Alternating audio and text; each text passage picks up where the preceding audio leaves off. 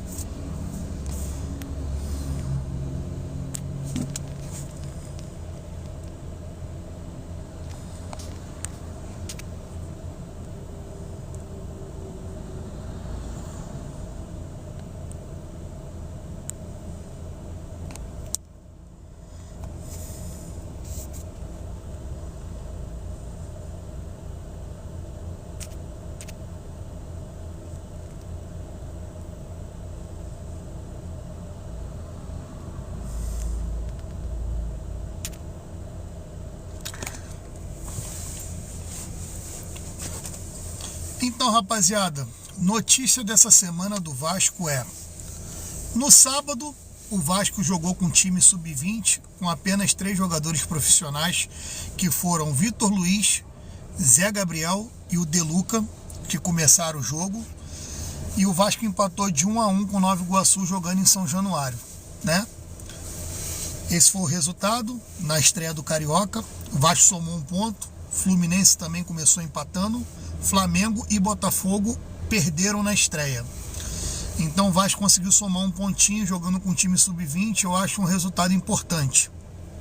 A outra notícia é: 3 horas da tarde hoje o Vasco joga a segunda fase da Copinha contra o Juventus.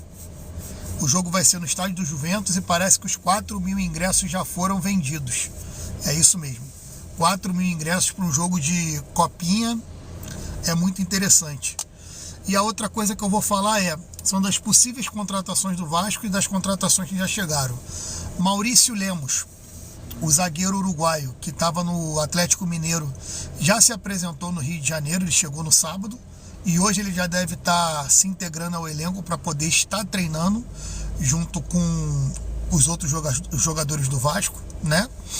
Lucas Oliveira e Tietê vão ser apresentados oficialmente amanhã, numa entrevista de apresentação. O Wanderson, atacante do Internacional, parece que esfriou pela pedida do salário do jogador. Parece que o jogador queria ganhar 1,5 milhão, 1,2 milhão no Vasco. Enfim, uma coisa meia louca se falando de futebol brasileiro, se falando do atacante Anderson de 30 anos, que não tem tanta influência assim no futebol brasileiro. Não é nenhum craque, é um jogador. A outra notícia é o Rony, também do Palmeiras. O Vasco está tentando contratar o Rony por empréstimo, mas o Palmeiras parece que não quer emprestar, só aceita vender o jogador. Então, o que está acontecendo é isso. O Vasco não tem dinheiro para comprar, porém o Palmeiras quer vender. O salário do Rony eu acho que é 1,5 milhão. Parece que não vai seguir em frente. Queria muito eu que seguisse em frente. E eu acho o Rony um excelente jogador. Gosto muito, muito dele mesmo. Acho que ele ia ter a cara do Vasco, inclusive. Acho que ele ia somar muito vindo pro Vasco, né? E a outra é o presidente Pedrinho. Falou que tem um atacante quase certo de fechar no Vasco. Disse que a torcida ia gostar muito desse atacante. Eu ainda não consegui saber quem é esse atacante, se é brasileiro, se é estrangeiro. Já busquei em todos os canais que cobrem o Vasco, como Fanático Vascaíno, Atenção Vascaínos, BTB Esporte, que são os canais que eu confio e procuro saber. Ninguém ainda sabe qual é o nome desse jogador.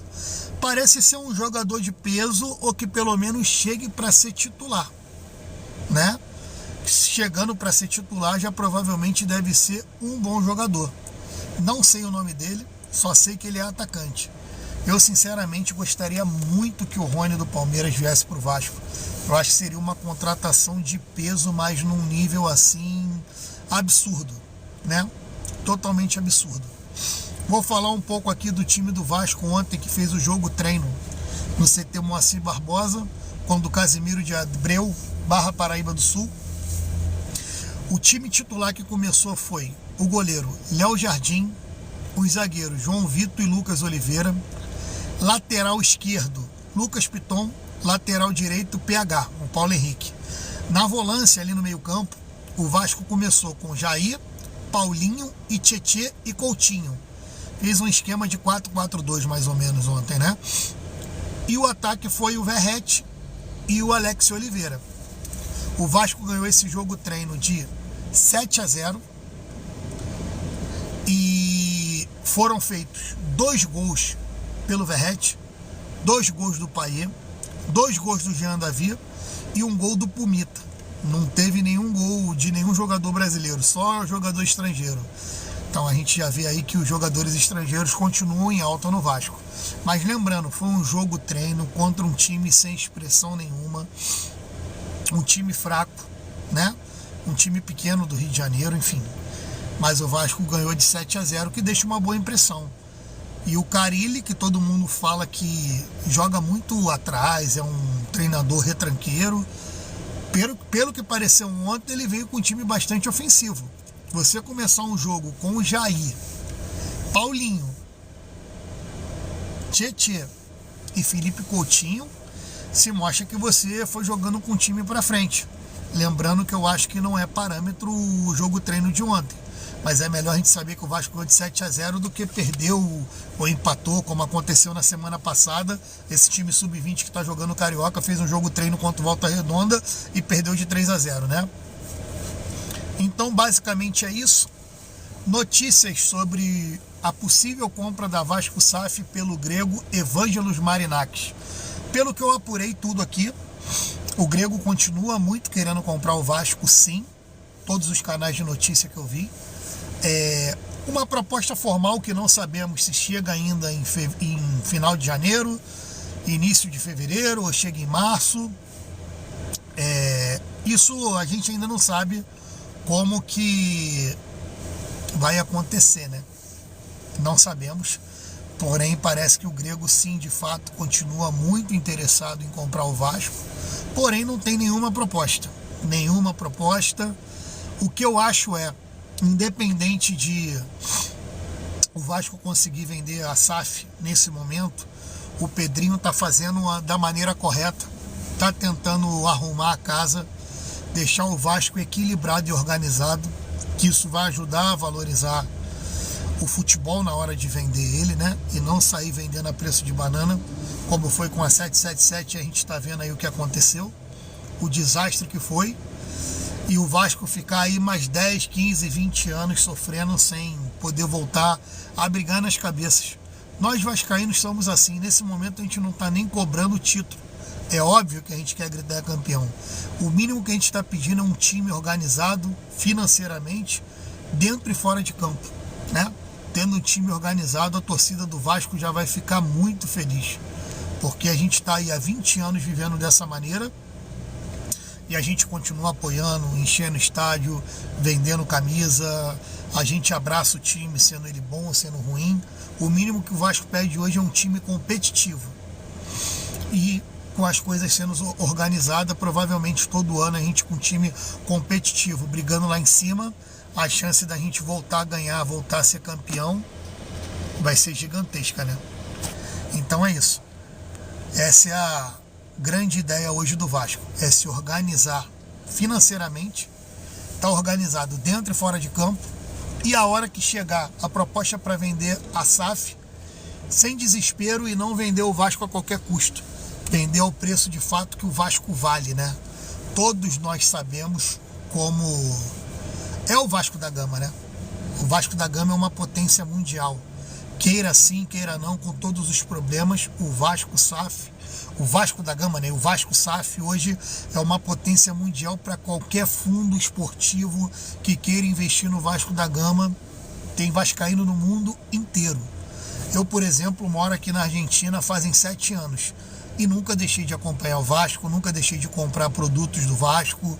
Meu filho, que tem 8 anos, é vascaíno de uma paixão de pai para filho, de tudo que eu apresentei para ele do Vasco e continuo apresentando. E é isso, rapaziada. A ideia é todo dia agora eu estar fazendo uma live aqui de pelo menos 30 minutinhos para poder trocar uma ideia com vocês e tá divulgando o meu canal aqui com o meu filho, nossa página aqui no TikTok, que é o Voz dos Vascaínos. Vocês podem encontrar a gente em qualquer plataforma com o nome Voz dos Vascaínos. E quem quiser seguir nosso trabalho, curtir, seguir a gente agradece aí. E é isso. Uma ótima semana para todos. E a gente tendo notícias do Vasco, eu vou estar voltando aqui para noticiar, vou estar fazendo live com meu filho também, para poder estar trocando essa ideia com vocês. Valeu? Obrigado pela moral aí, rapaziada. Um grande abraço.